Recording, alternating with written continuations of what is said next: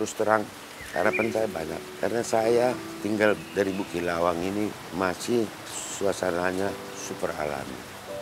Kalau kita hitung, saat saya sudah bekerja di Bukit Lawang dari 73, sekarang 2025,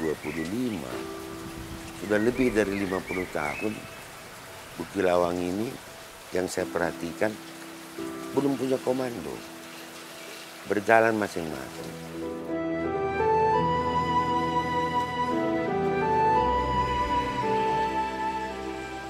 Besar harapan saya untuk dunia pariwisata Bukit Lawang sendiri itu tidak hanya untuk lebih banyak kunjungan, namun juga kepada sumber daya masyarakatnya juga lebih memahami apa yang harus kita lakukan dalam berwisata.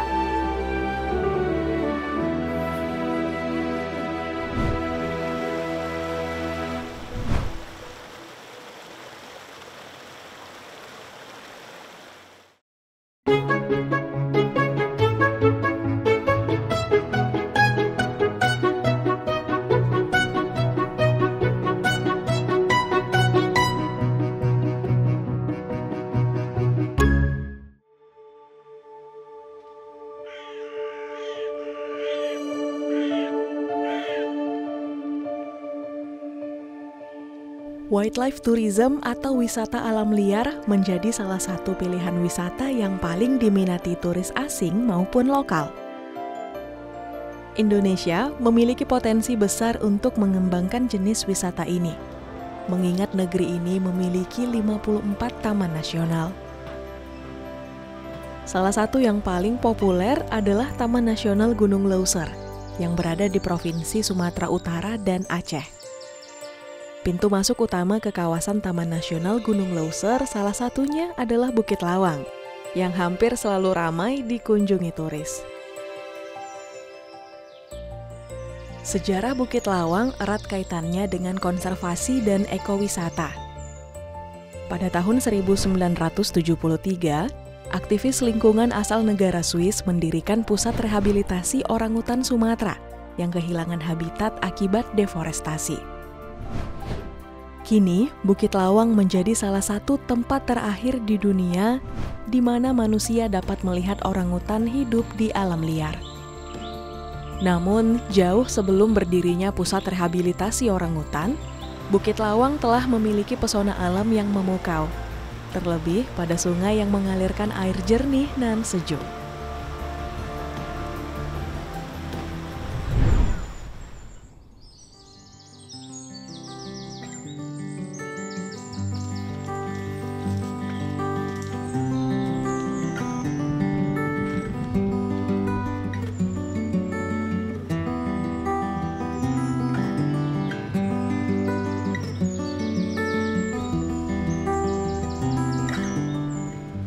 Saya Sadaulat Purba di Telaga Cinta sebagai pemilik untuk Telaga Cinta.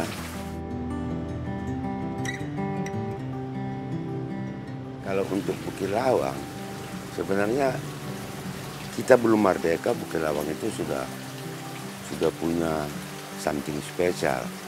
Antara lain kegagalan dari perusahaan Belanda untuk penanaman tembakau di area Bukit Lawang ini dan sekitarnya yang setiap tahun gagal, itu menimbulkan dampak perubahan situasi dari sebuah perkebunan menjadi persawahan. Ini terjadi atas inisiatif dari Sultan Langkat. Melihat potensi perkebunannya gagal, Sultan berkenan memberikan fasilitas irigasi. Itu terjadi 1936. Dari saat itu, keberhasilan masyarakat petani diimplementasikan dengan mandi-mandi ke Bukit Lawang yang kita sebut dengan kepala parit. Ini awal cikal bakal wisata religius Bukit Lawang. Makanya dari awalnya Bukit Lawang itu terkenal dengan objek pemandian alamnya, dan pada tahun 1973 Bukit Lawang ditentukan sebagai pusat rehabilitasi orang hutan, secara drastis ada perubahan dari pemandian alam, udah kembali ke jadi terkenalnya pusat rehabilitasi orang hutan. Sehingga pengunjung sudah masuk ke kawasan Taman Nasional beradaptasi untuk mengenal orang hutan. Ini awal mulanya.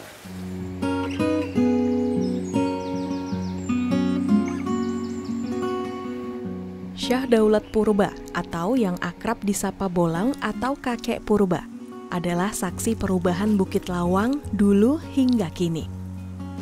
Bolang Purba sempat berkontribusi pada pembangunan pusat rehabilitasi orangutan.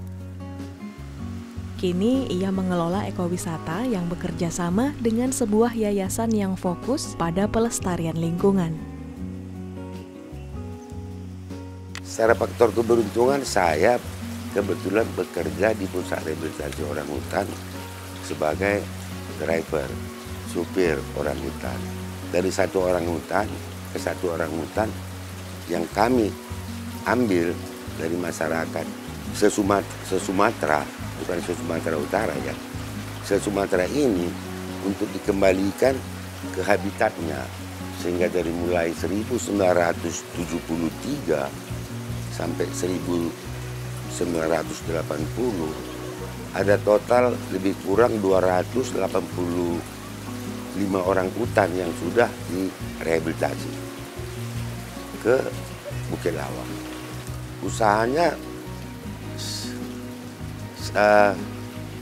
pertama saya bangun usaha penginapan di tahun 1986 dengan fasilitas 5 kamar. Usaha sejak saya bangun saat 1986 berkembang dengan pesat sampai di tahun 1995 saya sudah punya fasilitas lebih dari 100 kamar, sehingga saya kelola usaha penginapan itu dengan banyak bersyukur. Sehingga hanya saja ada sesuatu hal yang di luar praduga kita saat kita mengalami saat-saat kejatuhan rezim Presiden Soeharto. Sehingga secara drastis tidak ada turis lagi datang ke Indonesia akibat isu krisis pangan. Kemudian hal ini berjalan pelan, dan yang paling drastis adalah saat pasca banjir bandang 2003. Kalau 2003 semua infrastruktur Bukit Lawang habis.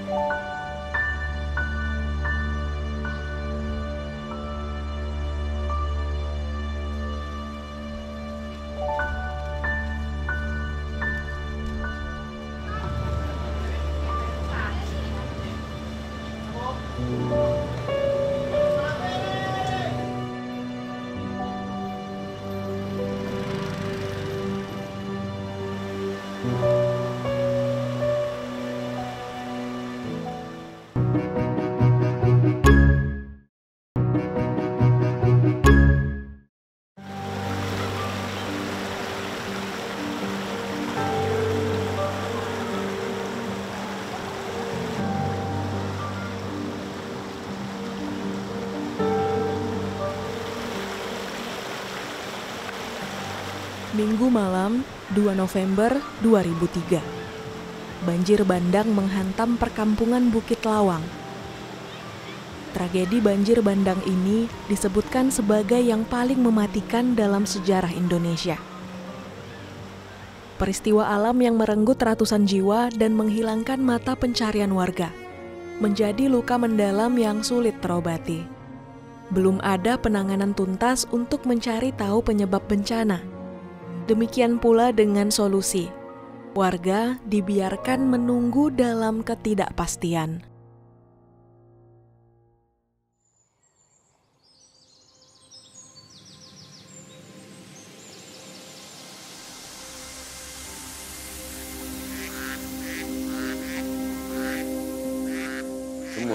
semua masyarakat. Dari total fasilitas Bukit Lawang pada saat itu yang memiliki 1050 kamar, mungkin 70% hilang.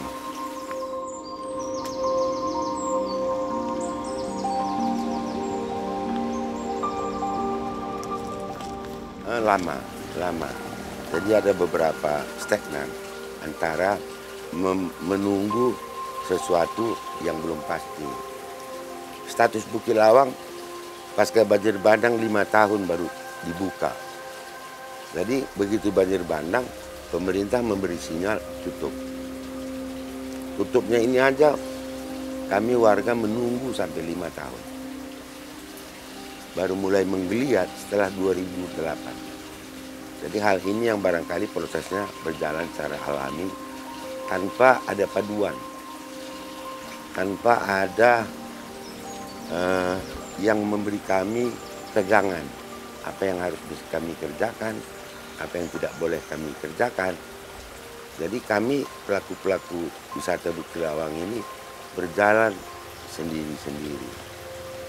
Maka kita bisa lihat Bukit Lawang ini pada saat seperti ini karena berjalan pada masing-masing. Tidak ada komando. Ya, makanya pada sore hari ini saya berharap banyak ini bisa memotivasi semua pihak untuk yuk bagaimana kita buat Bukit Lawang ini. Itu harapan saya.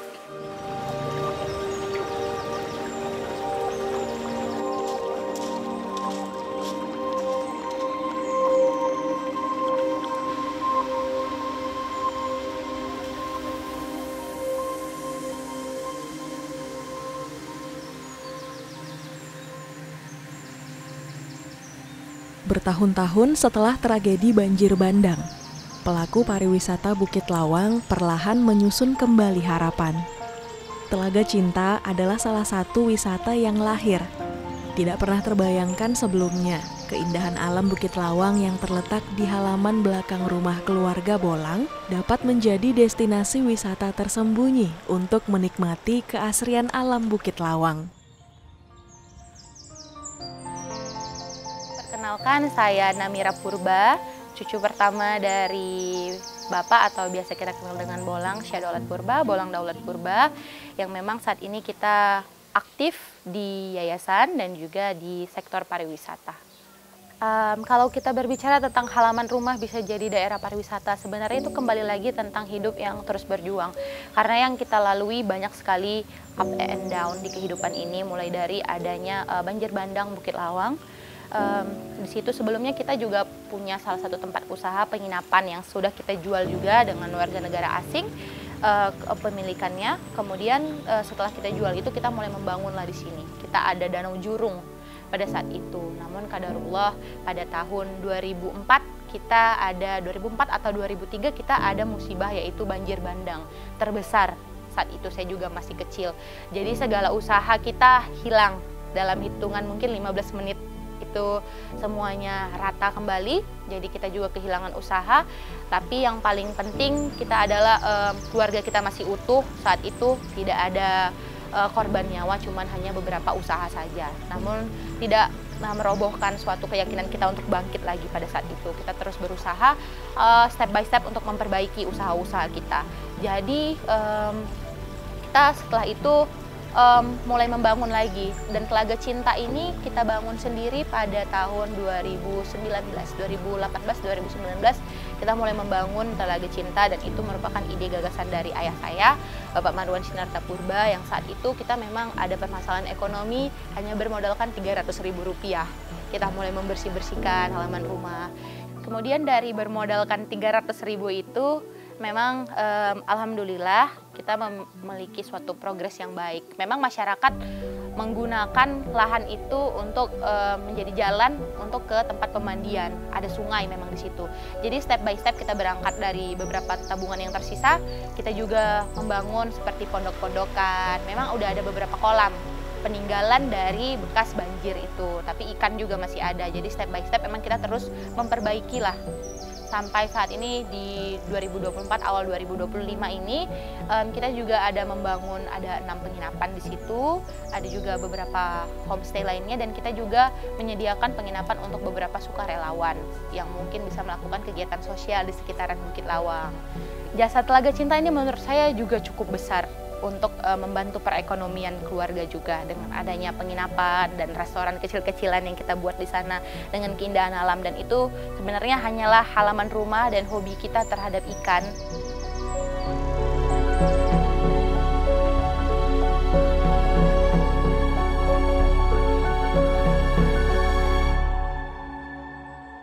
Namira Purba mewarisi kepedulian terhadap pariwisata dan lingkungan dari sang kakek.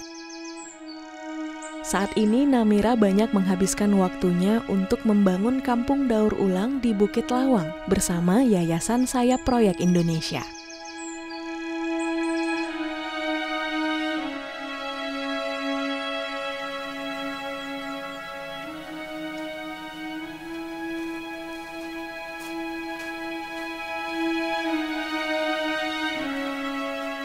Om. Ya, apa kabar nih? Kabar baik. Ya. Gimana Om, proyek kita ini untuk pembangunan marketplace? Ya, inilah sekarang ini kita lagi mengerjakan, ada beberapa yang sudah finishing ya. Dan juga ini nanti kita sudah mulai bagus. Ini nanti ini terbuat dari kayu cengal ya. Kayu cengal ini sangat bagus sekali materialnya. Yang mana kayu cengal ini sebelum kita gunakan harus kita semua kita pupuk, baru kita amplas, lalu kita finish.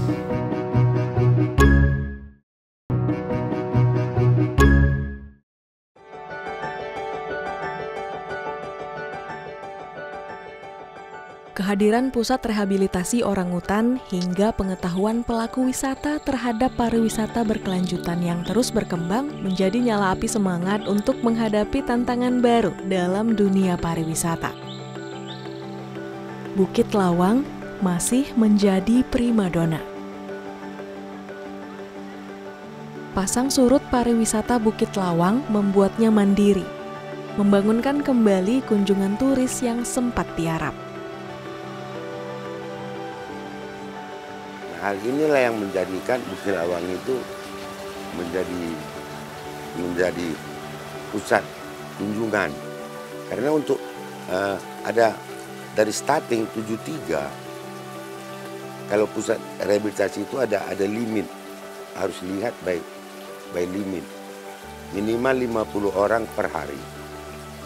Tapi demikian besar minat orang untuk melihat orangutan, sehingga pusat rehabilitasi itu hanya bertahan sampai 3 tahun. Namanya juga sudah berubah jadi pusat kunjungan orangutan. Nah, hal ini yang makin setiap hari membuat Bukit Lawang itu makin menggeliat, baik kunjungan domestik dan kunjungan dari turis. Sedikit infonya bahwasanya sponsor by donasinya orangutan ini dari Zoo Frankfurt.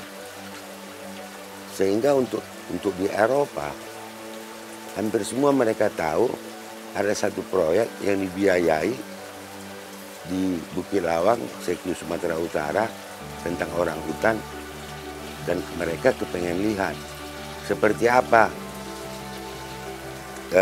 kehidupan orangutan tadi di pusat rehabilitasi.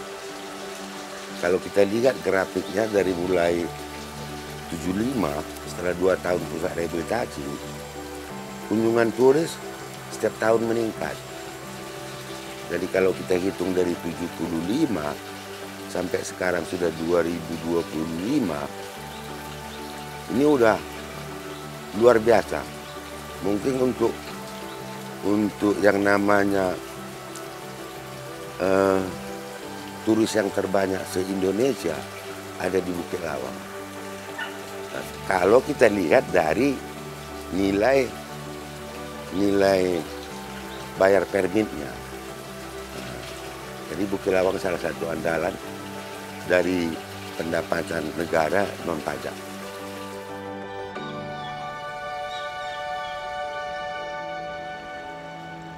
Pengabdian dan pemikiran jeli Bolang Syah Daulat Purba membuatnya menjadi figur penting dalam mendorong pariwisata Bukit Lawang, menghadirkan harapan baru bagi masa depan destinasi ini.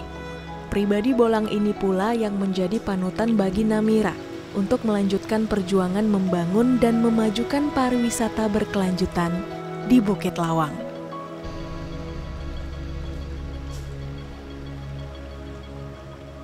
Kalau beliau, menurut saya dia tidak ada kata stop. Menurut dia selagi kita hidup itu selalu ada rintangan. Kalau kita tidak mau ada rintangan berarti kita sudah mati. Itulah yang beliau selalu ajarkan dengan kita. Beliau adalah seseorang yang bisa saya share segala aspek tentang kehidupan, permasalahan saya, mau itu tentang pribadi, percintaan, ataupun tentang pekerjaan. Karena beliau memiliki banyak sekali pengalaman hidup yang patut diberikan kepada saya yang baru 24 tahun hidup. Dan saya rasa beliau adalah sosok guru terbaik. Dan beliau juga pernah dinominasikan sebagai tokoh masyarakat karena kegemaran beliau dalam pariwisata. Tingkat kecintaannya terhadap pariwisata sangat tinggi menurut saya, khususnya di Bukit Lawang. Besar harapan saya untuk dunia pariwisata Bukit Lawang sendiri itu tidak hanya untuk lebih banyak kunjungan, namun juga kepada sumber daya masyarakatnya juga lebih memahami apa yang harus kita lakukan dalam berwisata. Kemudian untuk para pengunjung juga memang apa yang harus kita pahami dalam berwisata. Seperti jika kita datang, alangkah baiknya untuk kita tidak mengotori tempat-tempat tersebut, respect tentang budaya, dan apabila kita hanya sekedar menikmati tanpa menjaga, saya rasa tempat pariwisata itu tidak akan bertahan lama. Sebenarnya Telaga Cinta ini datangnya pun kami tidak tahu. Sehingga itulah yang kami syukuri, kami pupuk, bagaimana kami coba membuat Telaga Cinta itu bisa menyenangkan masyarakat banyak dengan keindahan alamnya. Terus terang, harapan saya banyak. Karena saya tinggal dari Bukit Lawang ini masih suasananya super alami. Kalau kita hitung, saat saya sudah bekerja di Bukit Lawang dari 73, sekarang 2025, sudah lebih dari 50 tahun Bukit Lawang ini yang saya perhatikan belum punya komando, berjalan masing-masing. Harapan saya, usia sudah senja, malah sudah mau dekat Isya, yuk gitu, saya imbau kepada seluruh stakeholder Bukit Lawang, akan kita bawa kemana Bukit Lawang ini. Kita coba, kita paling tidak, kita warga Bukit Lawang, kita tahu apa yang kita mau. Sehingga barangkali ini perlu yang kita sampaikan kepada pemerintah. Sehingga pemerintah akan tahu seperti apa keinginan kita. Jangan seperti ini, berjalan masing-masing, tanpa punya komando. Ini harapan yang terbesar dari saya pribadi kepada semua pemangku wisata di sini dan dengan tangannya, supaya kita ini bisa jadi wisata yang punya sesuatu yang spesial.